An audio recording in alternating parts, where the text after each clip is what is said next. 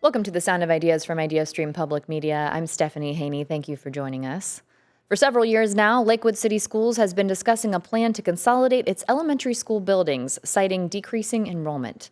The district had a plan in place to repurpose one building, but now, pursuant to a legal settlement, that plan must be considered further. Meanwhile, leaders in Lakewood say the district has seen a decrease of roughly 2,400 students since 2003. Over the past year, consolidation discussions have become heated, with the Friends of Lakewood Schools group suing the district over the way it arrived at the decision to repurpose Lincoln Elementary School and turn it into a child development center. We start the show today learning about Lakewood's plan and why some community members have pushed back. With me in studio, we have Connor Morris, our education reporter here at IdeaStream Public Media, who's been covering this story extensively. Connor, thanks for being with us. Of course, glad to be here. We also have with us Zach Robach. He's a former member of Lakewood City Schools Elementary Planning Task Force and the parent of two Lakewood City School children. Zach, welcome. Thanks for having me. We do want to let you know we did invite Lakewood City Schools to be a part of this conversation. They weren't able to send a representative, but we will share a statement that they provided to us via email later in the conversation. If you want to join this discussion, you can call us at 866-578-0903. You can also email us at soi@ideastream.org or message us on Instagram at The Sound of Ideas. Now, Connor, as I understand it, there are four main players in this conversation. Lakewood Elementary Schools, about Lakewood Elementary Schools. Sure. The elementary schools are not actually people in the conversation, to be clear. The superintendent, the school board, an elementary planning task force, and a group called Friends of Lakewood Schools. So can you define the positions for us of these people in a couple sentences before we get started? Sure. So the superintendent, Maggie Niedzwiecki, and the administration have been kind of the main drivers of this, I would say. They say we need to adjust to become more efficient after years of enrollment losses and buildings are underutilized, class sizes are uneven across the district. These are conversations that a lot of schools are having nowadays. But the school board then voted to approve a plan proposed by the administration last year to consolidate schools, so to go from 7 elementaries to 6. And that also included consolidating the preschool programs, which are currently at each individual elementary school, to the one building that would be no longer an elementary school. Then there was Friends of Lakewood Schools, which Zach is a member of,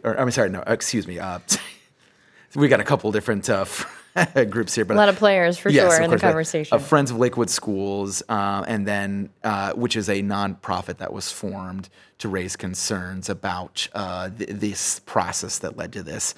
And so then there's also this facilities task force, which was convened prior to that included dozens of local residents and school board members and school district employees. That they held a handful of meetings prior to this recommendation from the board. And those meetings were closed to the public, and so there were some concerns that were raised about that. Mm-hmm. And that is the group of which Zach was a member. Correct. I was a member of the task force, not Friends of Lakewood Schools. Yeah, sorry about that, Zach. Thank you for clarifying. Now, Connor, Lakewood City School District officials voted last year to repurpose Lincoln Elementary School. That vote has been revoked due to this legal settlement, but tell us what the plan was. Sure. So again, to repurpose Lincoln Elementary to make it into a preschool, and then essentially to kind of consolidate the rest of class sizes across the district, basically. Okay. Now, Zach, you were on Lakewood's Elementary Planning Task Force, as we said. That got disbanded in 2025. Is the plan that Connor just described there, the repurposing of Lincoln Elementary School, is that what the task force would have recommended? I don't think that's what the task force would have recommended.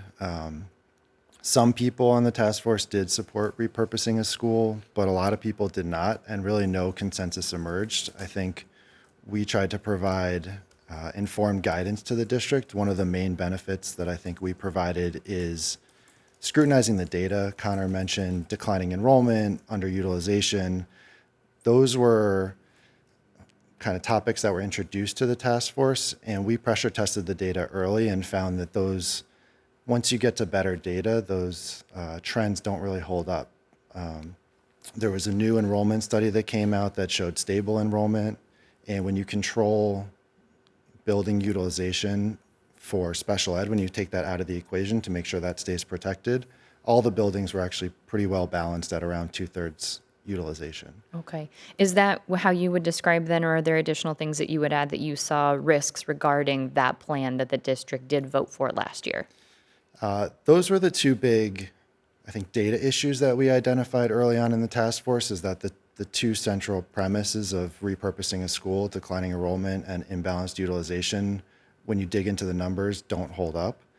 And there's a lot of other risks that seem to come with repurposing a school. You lose the neighborhood elementary school. You destabilize a lot of families. We don't, at this point, even know where the boundaries would be. So families across the district have been in limbo for the last year, unsure where they're going to be next year. And when you talk about boundaries, you're talking about if Lincoln Elementary School is no longer used as an elementary school, all of the district lines would shift. So students who weren't even necessarily enrolled at Lincoln Elementary School may have their elementary school shifted. Yeah, that's a great point. A lot of focus has been on Lincoln Elementary School, but the district's been clear that this is going to be redrawing the boundaries for everybody in the district. Special ed programs will switch schools. The gifted program will switch schools. There's a lot of changes beyond just Lincoln Elementary that I think is why members of the community are upset beyond just Lincoln. Now, Connor, since the task force was disbanded, what do we know about how the district came to its now upended decision to repurpose Lincoln Elementary School, which, again, we know that decision is on pause at the moment. But how did the district arrive at that position? Yeah, so last year, this Friends of Lakewood Schools nonprofit that was formed to kind of express concerns about this process, they sent a demand letter that said, hey, we think this task force is meeting illegally. It should be open to the public. They also got some public records that suggested that some of the board members were conversing kind of outside of public meetings about this decision. And so they said, hey, if you don't stop these task force meetings, we're going to file a suit, potentially, legal action essentially. And so the district said, okay, we're going to pause the task force. We are going to go forward with our own decision. We're going to use, input that we've gathered across this process. We're going to have we have a consultant that we've looked at. We've got these planning studies that we've looked at, enrollment studies, and we're going to come to our own decision about this. And that is how we arrived at this decision to consolidate schools, to bring the preschools into one building, et cetera. And then not long after that, Friends of Lakewood Schools filed a suit and said, we believe that this decision was arrived at erroneously, largely because of the task force meetings, essentially, meeting behind closed doors. And we believe that you should go in and look at this again. So there's been a lot of conversation here about Lakewood City Schools enrollment. Connor, can you tell us about what your reporting has shown when it comes to enrollment at Lakewood City Schools? Yeah, so exactly as Zach mentioned, enrollment has really stabilized. There was a pretty big drop from like 2003 to around now, about 2,400, 2,500 students or so. It was how much they lost. They had about 6,500 or so in 2003. And during this time period, a lot of public schools have lost enrollment at around that rate or higher. At Cleveland schools, for example, they've lost a lot more during that time period. Generally, it's because schools argue just a demographic cliff that's approaching. People are having fewer kids. There's also been an opening of school options over the last 20, 30 years. There's more private schools, there's more charter schools, especially in Ohio. That was really opened up in the 90s. Lately, as well, we've seen a pretty big expansion of the school voucher system in Ohio. And so more and more there's an enticement for families to potentially choose private schools. Since the voucher was expanded, we haven't seen a huge amount of folks fleeing public schools to go to private schools. That's kind of been a longer term trend over the years, but really a lot of public school advocates and some of the data does back up that it's mostly been a demographic issue. Okay. Well, as we mentioned, the decision is on pause right now. There was a board meeting last night where this idea was discussed. Connor, tell us what happened there. Yeah, so Superintendent Maggie Niedzwiecki last night shared updated details about how the district has lost enrollment and how its buildings how she argues that they're underutilized. And we've got a cut from here that I think we could play. As of Friday, our building utilization for all 7 buildings would be 61%. We have moved from a school system operating near capacity to one with a significant number of classrooms no longer needed for their original purpose. And that utilization percentage conversation is going to be an important one in the coming weeks, and also one that I believe the task force discussed quickly a lot. But just real quick, Ohio law requires that school buildings that aren't used for education purposes or that are underutilized be made available to charter schools. But currently, charter school advocates argue schools are kind of skating around that law and they're not really following that. There is a bill in the Ohio Senate that was approved by the Senate. It's being considered by the House now, Ohio Senate Bill 311, which would strengthen that law and would clarify that any school building that's less than 60% full for more than 2 years should be made available to a charter school. And so Superintendent Niedzwiecki did highlight that last night and said, we're not concerned, but this is something that we need to consider moving forward. But Zach, I know you probably want to jump in here. Yeah, I was just going to clarify, I think a couple of things. One, the declining enrollment trend, it really tapered off after around 2020. So Lakewood schools consolidated from 10 schools to 7 schools around 2015. And that declining enrollment trend was predicted, and that's part of the decision around declining from 10 to 7. Since then, it's held stable, and the latest enrollment study shows that it's projected to remain stable for the next 10 years. So a lot of the numbers offered by the district are the whole school, K through 12, but the focus should really be on elementary schools where there is that stability, because that's the pipeline of future students. And as far as the capacity numbers that Superintendent Niedzwiecki offered last night, those are based on a certain calculation that wasn't what was used by the task force. And the task force members quickly pushed back when that type of data was introduced at first, because, for example, in a special ed classroom where you could only have 8 students, it counts the capacity as 25 students. And in one school, the lowest school of utilization that was shown last night, there's 8 classrooms.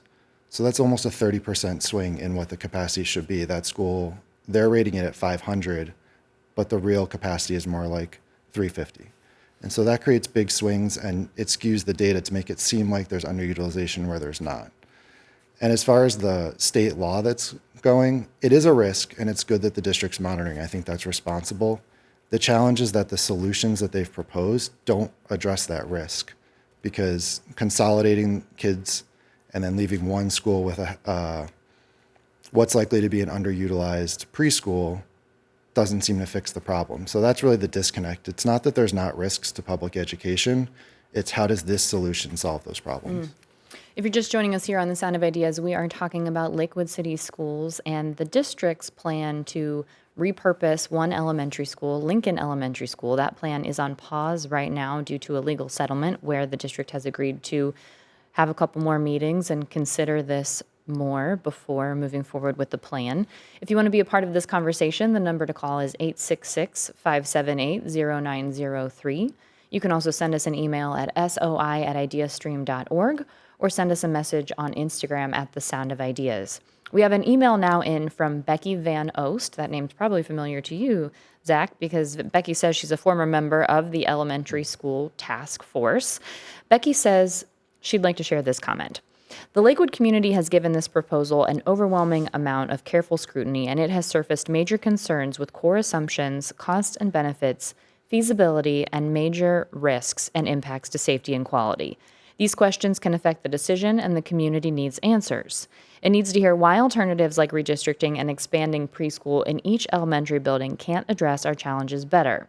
Becky goes on to say, this community needs to see the board faithfully take our important questions into deliberation and put this recommendation to the test.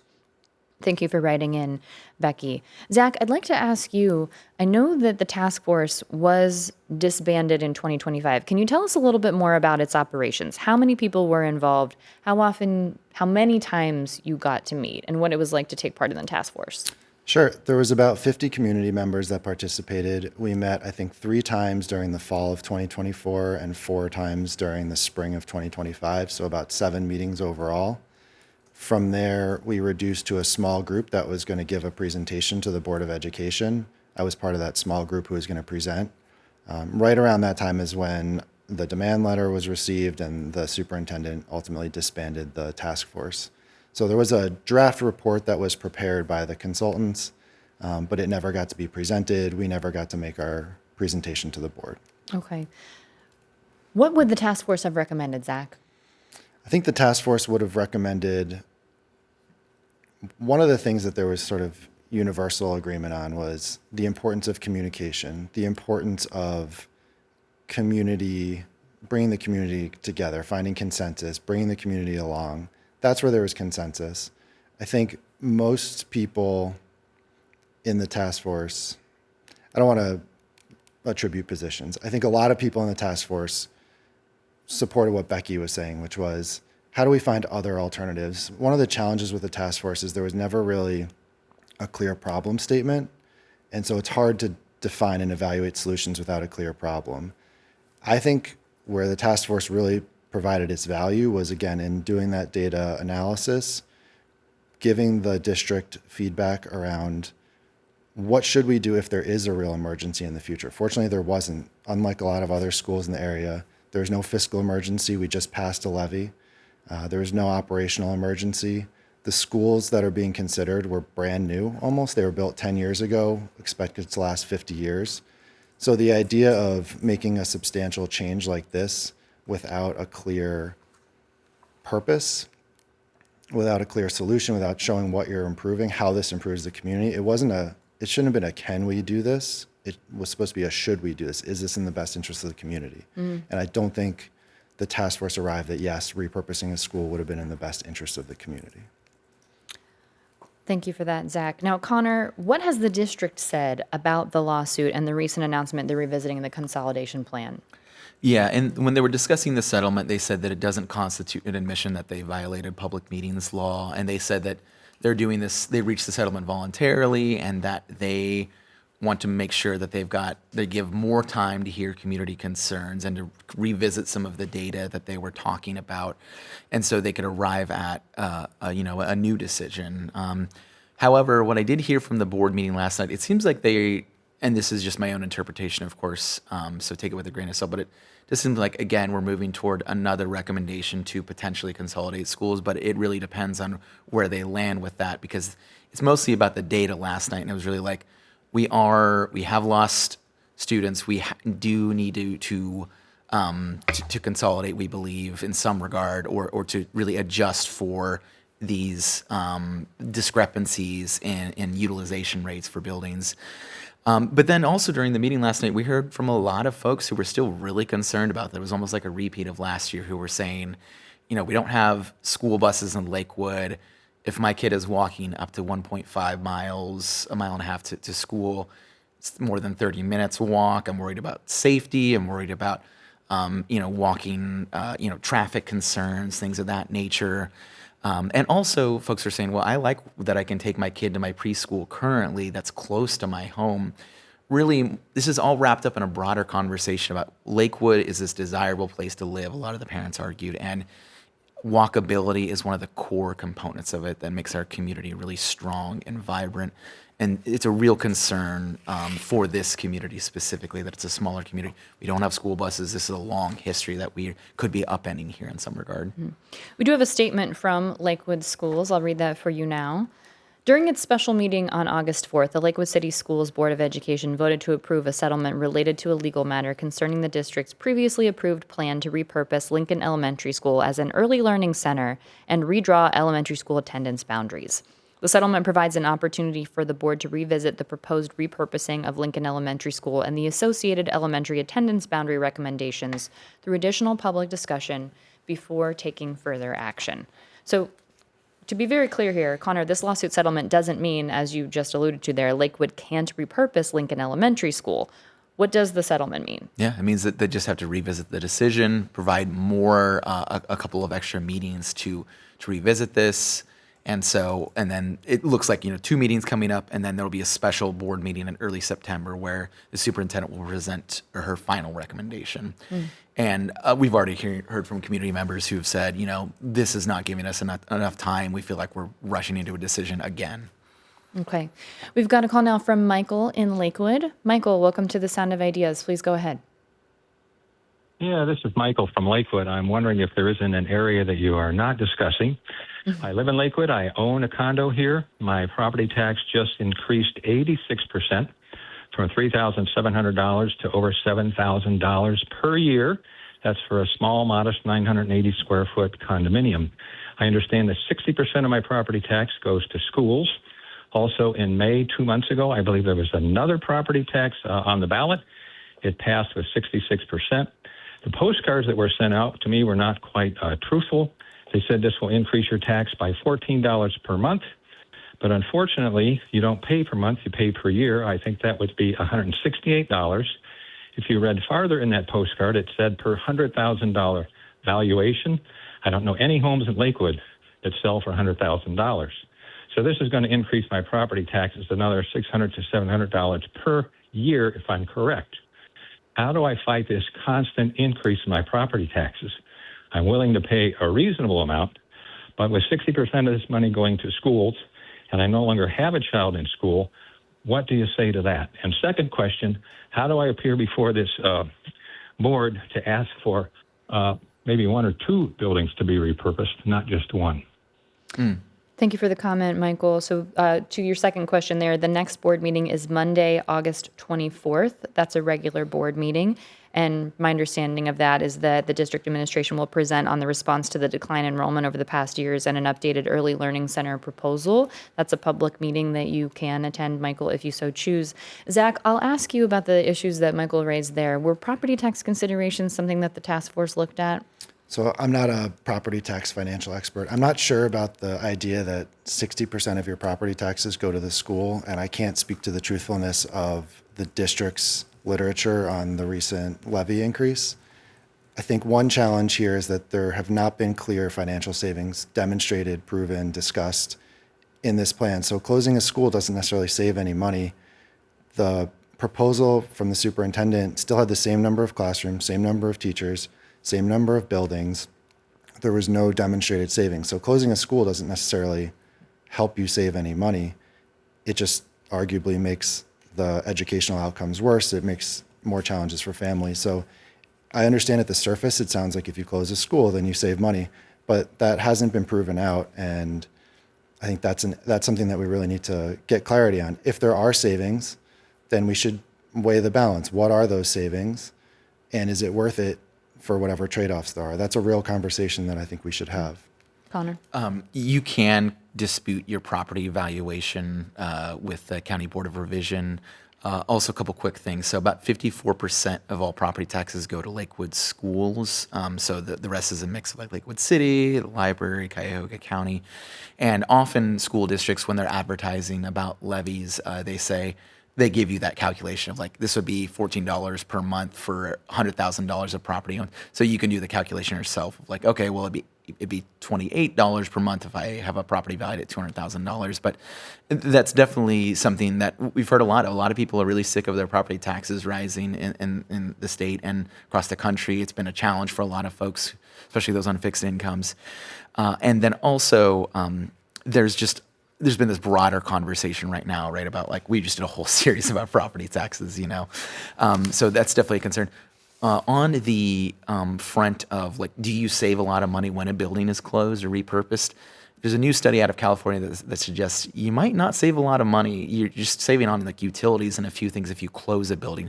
The real savings comes in if you cut staff, because you're not going to have those staff to basically operate another building.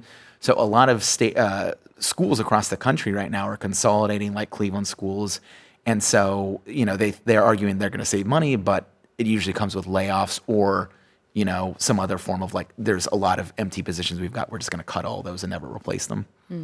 I also just want to emphasize that in 2013, Lakewood passed public bonds to rebuild the 3 elementary schools that are being discussed.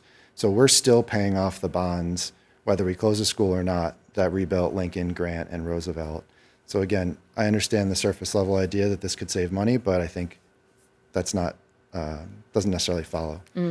We've got an email in from Jacqueline. Jacqueline writes, if there is underutilization, as has been stated, as well as an overabundance of classrooms, why not put a child care center in the school? There are plenty of children that need aftercare or before care, so wouldn't that be a solution to keep the school open? I mean, it really sounds like a no-brainer win-win situation. That's from Jacqueline. Jacqueline, thank you for sharing that. Zach, is that something that came up in the task force? Yeah, there already is preschool in a lot of the neighborhood schools. That's one of the unique assets of Lakewood because parents can drop off their second grader and their preschooler in the same building. That preschooler gets used to their building. They're familiar with the territory. I think there are some challenges with providing aftercare. So from 3 to 5 o'clock, there are some logistical challenges around mixing those students. That's a real problem. However, Lakewood already has a all-day preschool at Taft, where the administration resides. It's got its own preschool, playground, gross motor. My older son went there. It's a great program. One option that was suggested but never really considered is if we want to keep neighborhood preschool and we need aftercare, could we bus those kids to the one place for aftercare where they could consolidate people and they could use those preschool facilities? Under the plan that superintendent proposed, that building, which was part of a $6 million renovation, would not even be used as a preschool anymore. So one of the things that I think really came out in the task force was how can we use less disruptive solutions to solve the problems? And that goes back to not necessarily having a clear statement of problems to define the solutions. Zach, final question for you on this topic. What has your reaction been to the district revisiting the consolidation plan, and what are you hoping to see moving forward? I have mixed feelings. Last fall was a difficult time. I know redoing this is difficult for a lot of families. My hope is that, so number one, I think the superintendent announced her retirement over the summer. I think before making such a monumental shift, there would be good reason to pause and let a new person come in and see what their vision is rather than saddle somebody with a controversial plan on day one. Like Connor said, I think the board sort of telegraphed where they're going last night in the board meeting. But my hope is that at least we can get a real plan. In October, the board approved an outcome, but not a plan. There were no boundaries, there was no budget, there was no transportation plan or study, no solution on aftercare. So one of the challenges, elementary age aftercare is already in short supply. One of the main reasons for this plan was to expand preschool aftercare, but there's already a shortage of elementary aftercare. So I think my hope for this is that we can have a civil conversation, we can lead to a stronger plan that has real dialogue, and it's not all about just saving a school, it's about getting a real plan in place that people can get behind. On this topic of the Lakewood school consolidation question, as we mentioned, the next board meeting is August 24th. A vote is expected right now, at least planned for Tuesday, September 8th. Connor, while we have you here, I want to ask you a couple questions about another consolidation topic we've talked about here on the Sound of Ideas, Cleveland Metropolitan School District. So remind our audience the changes being made there and the consolidations that have happened. Yeah, a lot. So they're cutting, they're basically going, they're going to have 29 fewer schools this year. And that also means 18 fewer buildings in the middle of that. You know, some of them are just combining school programs itself. But the district laid off several hundred staffers in the spring. Some news on that front recently. The district says they've actually offered back all 150 teachers they laid off. They offered them their jobs back. About 50 of them took the jobs. About 50 of them are in kind of a one-year temporary full-time position, and then another 50 took positions elsewhere.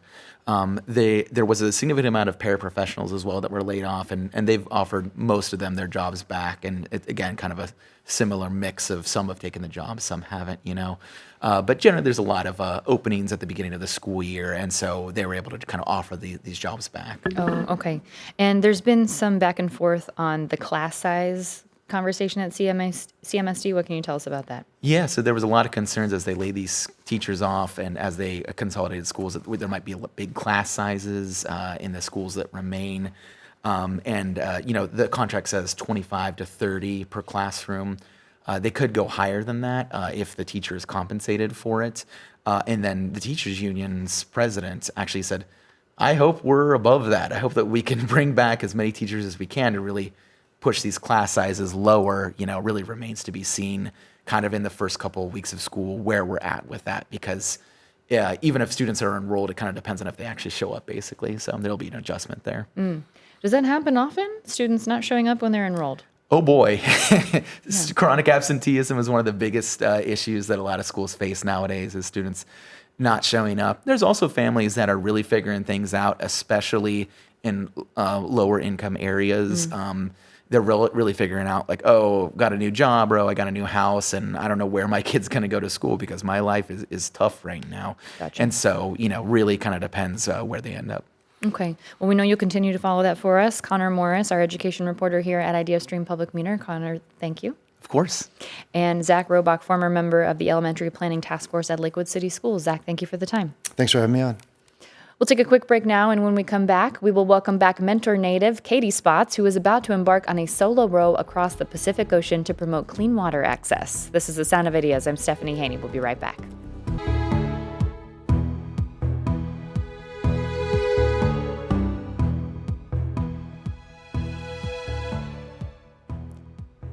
Welcome back to The Sound of Ideas from IdeaStream Public Media. I'm Stephanie Haney. Thank you for staying with us. It's about 9:38 right now. How much water have you had to drink so far today? For those of you who are already hydrated, did you buy your water in a bottle? Did you grab it from the tap? Maybe you had it served to you at breakfast? That kind of access to clean water is a luxury that not everyone has outside of the United States, and even in places within the United States. And that disparity is the reason mentor native Katie Spots is preparing to row 10,000 miles solo across the Pacific Ocean beginning in a few short months. It's a journey that will take around 8 months to complete, as Katie aims to become the first woman to row solo from South America to Australia, and the first American woman to row solo across the whole Pacific Ocean, with the goal of bringing clean water to 100,000 people. With us now to talk about this upcoming adventure before she leaves next week for Peru, we have endurance athlete Katie Spots herself. Katie, welcome back to the show. Thank you so much for having me. We appreciate it. If you want to be a part of this conversation, you can call us at 866-578-0903. You can also email us at soi@ideastream.org or message us on Instagram at The Sound of Ideas.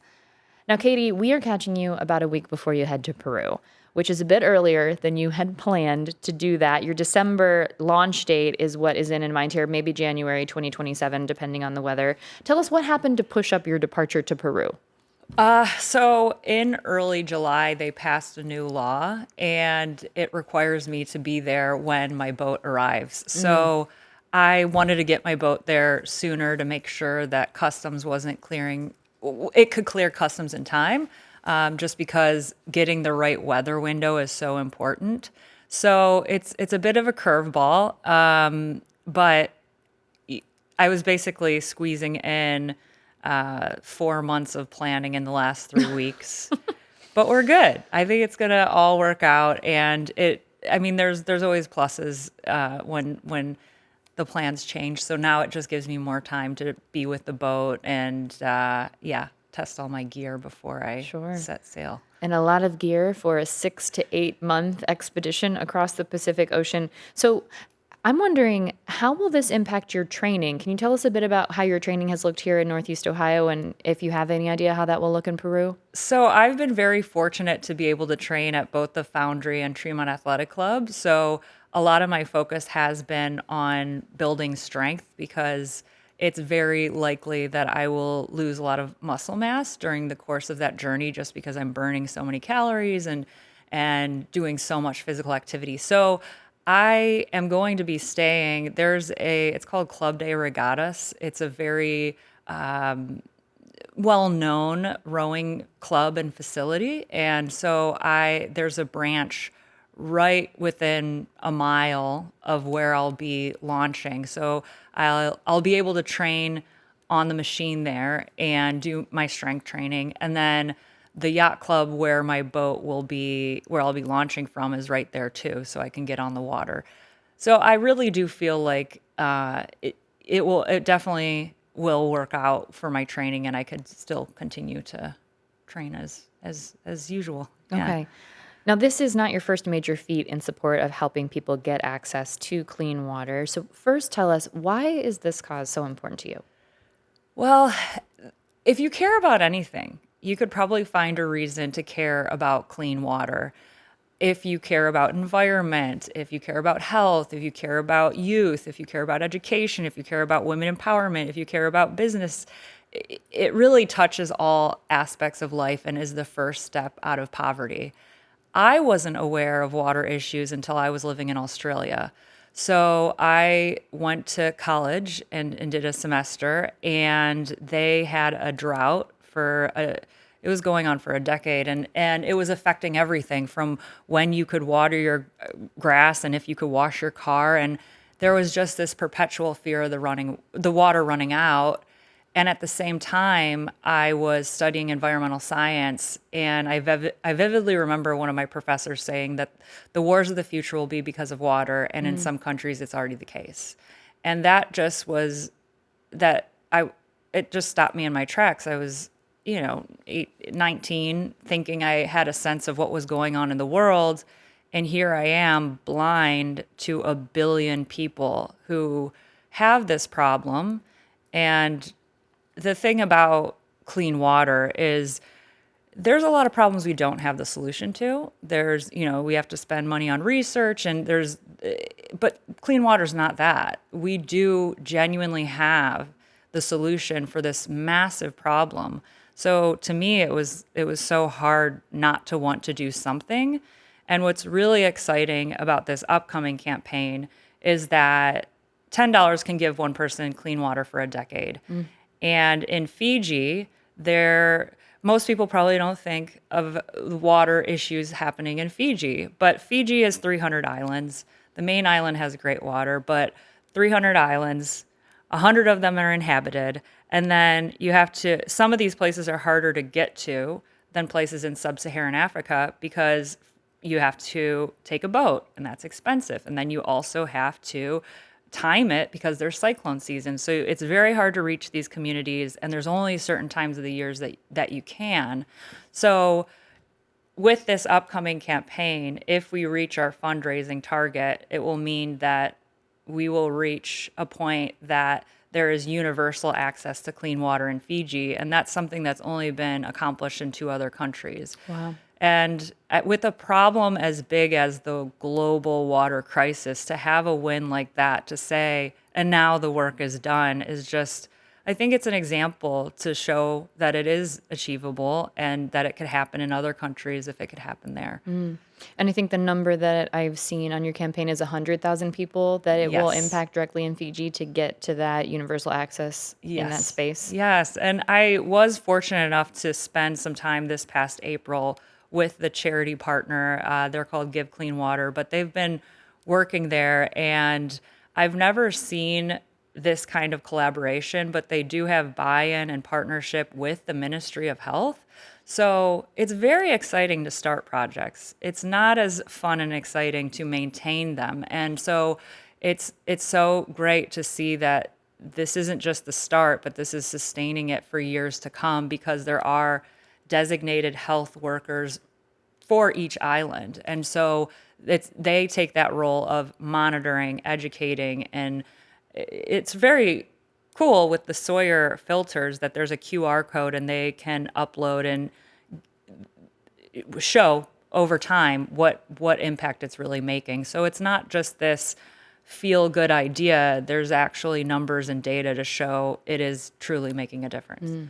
If you're just joining us here on The Sound of Ideas, we are talking about endurance athlete Katie Spotts, who is a Menor native, and her plan to embark on a Pacific Ocean rowing journey completely alone across the Pacific Ocean, 10,000 miles. That's coming up for her in December or January. Her goal is to encourage clean water access and make that a reality for people in Fiji with this particular campaign. If you want to be a part of this conversation, the number to call is 866-578-0903. You can also email us at soi@ideastream.org or send us a message on Instagram at The Sound of Ideas. We do have a note in from David B. in Cleveland Heights. David says, it's always great to hear from Katie Spotts. One word that describes her is inspirational, both her physical ability and her commitment and message to issues of water access. I wish you a Pacific voyage, Katie, David says from Cleveland Heights. Thank you, David. Little note for you there. Now, I mentioned this is not your first feat in support of helping people gain access to clean water. You became the youngest person ever to row an ocean solo in 2010. That was across the Atlantic Ocean. What gave you that idea? This is such a big idea, and this Pacific Ocean journey is an even bigger idea as your vehicle to spread your message about clean water access.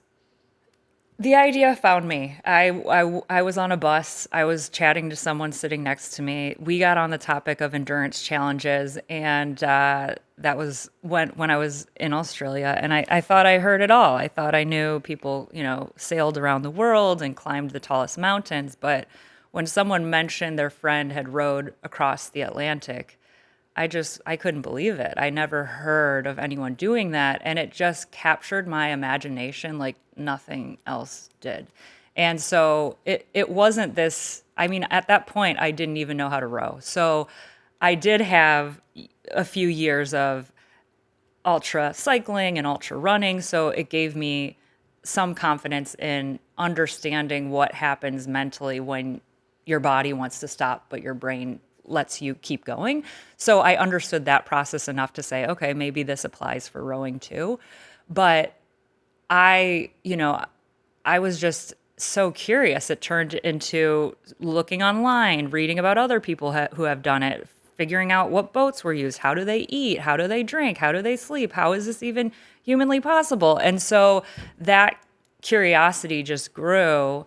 And I had to make the decision that I was either going to row the Atlantic or I was going to spend the rest of my life wondering, what if? And so I knew that the choice was do it or regret not doing it. And to me, a life of regret, I mean, anything you do can become habit. And if you ignore your call and push it away, then the call won't happen anymore. And it can be easy to stuff those things down and just, yeah. And I just couldn't do that. I had to give it a try. And I mean, I took it very seriously and I spent 2 or 3 years preparing. And there's no Ocean Rowing for Dummies books out there. It's, because I do have the experience of rowing the Atlantic, it does give me more confidence going into the Pacific. Having said that, this is 3 times longer. My boat is a lot better than what it was. There's something called auto helm. So even when I'm sleeping, if there's drift, it will help guide. It won't propel, but that is one of the biggest changes in the past, decade or so, is that technology is so much better now. The boats are lighter, and you're just seeing people smash all these speed records. And I do believe that I have the best boat in the world for this job. And so I haven't been able to train on Lake Erie much because my boat was built in the Netherlands and being shipped to Peru. So it's a very international project, just from the start, with the boat being out of country. So you mentioned the boat being lighter, like that's a good thing. That would make me very nervous. Obviously, I don't know anything about rowing any kind of ocean. I don't know anything about rowing Lake Erie. But I want to ask you a little bit about that. Is it safe to sleep on this boat? What does that mean for you? So I have AIS, which is the ability to, and a radar. So while I'm sleeping, I will get alerts. I will wake up and be able to see if there's any boats. And I could set that to 2 miles out. Then you get on your VHF radio and you call over, make sure that they see you. And that's how you deal with that. Having said that, there will be even less on the Pacific than there was on the Atlantic. The first 3,000 miles, there's no islands, and it's not really a popular area to be. So I am lucky if I see an airplane or another boat. I might only see another boat the last 500 miles reaching into Australia. So yeah, it's there's not a lot going on out there in the Pacific. So yeah, I don't have to worry as much about those things. I think for this challenge, my biggest concern is just my mind. I mean, there's a big difference between spending 3 months alone and 6 to 8 months alone. And so I did work with a sports psychologist. I do have, contingencies. If this happens, then what? Regarding my mental health, and it is a huge unknown. But Let's yeah. talk about that isolation piece. So, as you mentioned, just to go over these numbers again, 10,000 miles, 6 to 8 months, totally unassisted, isolated. Will you have any contact with people back home at all? Can you make phone calls? What does that look like? So the good news is that I do have Starlink, and that's something within the last 2 years that's become more accessible, and I could sometimes get better connections sometimes than here on land. So Starlink will give me the ability to post daily videos. So I will be active on social media, on Instagram, Facebook, TikTok, and I have a tracker. So that's going to update probably like every 10 minutes so you could see on a map. And there's even ways to upload photos, videos, and voice recordings on that map. So I do think that that will help me stay connected. And now more than ever, we have that ability. Will that be a one-way conversation? Will you just be kind of posting things for people, or will people be able to send you messages of encouragement if they want to? So I do have someone helping with social media to upload all those. So I'll send it to her, and so she'll be able to give me some of those messages back. So Okay. yeah. What about entertainment? I mean, I can't imagine you'll be taking much time off rowing to, read a book, but will you be listening to books on tape? Are you taking any DVDs, anything like that? Yeah, so I definitely have a lot of great music and I think the great thing about endurance is when you get in a flow state, and time melts away and you're just so invested and so tuned into the moment that the whole world melts away and you're just completely 100% in that. And so that is the most entertaining and the best place for me to be on this. I do have, I brought my Nintendo Switch just on the days that so there will be some days I'm blown in the wrong direction. So I'll have a para anchor. You don't anchor to the seafloor, but it's a parachute that will minimize the drift. So there are times that I might just be stuck in the cabin waiting for the winds to change. I have that. My mom, she wrote 200 plus letters, so I have one of those to read every day. But I will say that I am very much, I love endurance. So this to me, I know to a lot of people would seem like a nightmare, but I do enjoy the process. I do love the way my body feels while doing these challenges. Okay. So You mentioned some of the questions that people have for you. I just want to go over a couple more details here, and then I'll ask you the question that everybody asks you. You're going to be burning 1 million calories on this journey, so you'll have all of your food with you when you leave, mix of dehydrated things as well. Eating food means there will be waste. So tell us about the bucket, Katie. Okay, so yes, there's no bathroom. So it is a bucket and chuck it type situation. I understand how, okay, I'm doing this for clean water and that's happening, but the amount is so small and it naturally, cleans itself through the ocean. So that's as good as it gets on an ocean rowboat. So So presumably you will get out of the boat at times. I mean, you got to do it to dump the bucket, I guess. So I won't need to get in for that, but there are barnacles that will grow on the bottom of my boat. Like you can have anti-fouling paint, but it's still going to have some growth. And so my job will be to make sure those barnacles are scrubbed off the side of it just to minimize,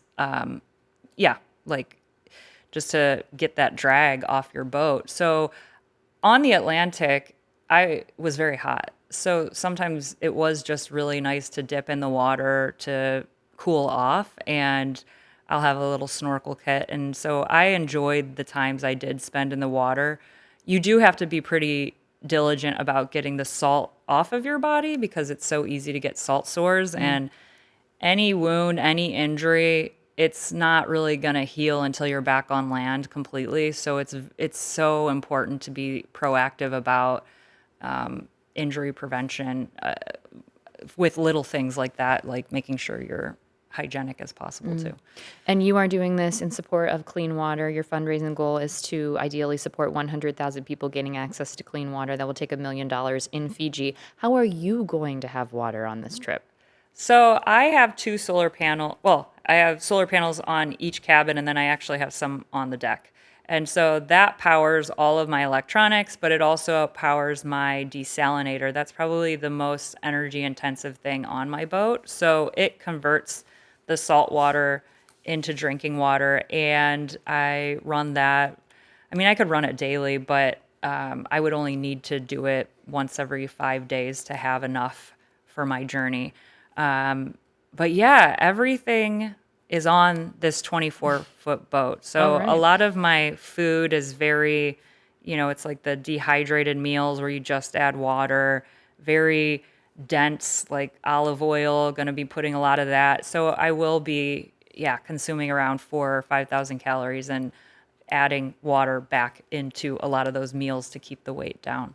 Okay. Katie, tell us where people can go to track your journey. So my website is katiespots.com, and then on Instagram, it's Katie Spots, Facebook, hello, Katie Spots. Okay. And that is with a Z, Spots with a Z.